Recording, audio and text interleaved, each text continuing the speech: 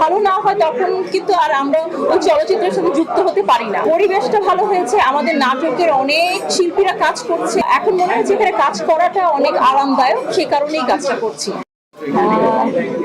চরিত্রটির নাম হচ্ছে জুলেখা, এতটুকুই বলতে পারি এখন, বাকিটা আসলে পরে জানাবো। তবে সুন্দর একটি চরিত্র, সেটার মধ্যে অনেক কিছুই আছে। জুলেখা নামটা শুনেও বোঝা যাচ্ছে যে জুলেখার মধ্যে অনেক অনেক গল্পই আছে, সেটা আমরা সামনে জানতে পারবো আসলে।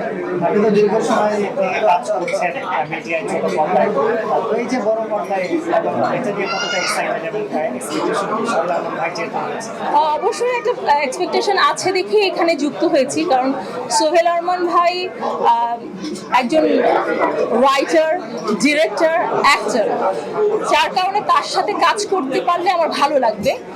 সেই কারণে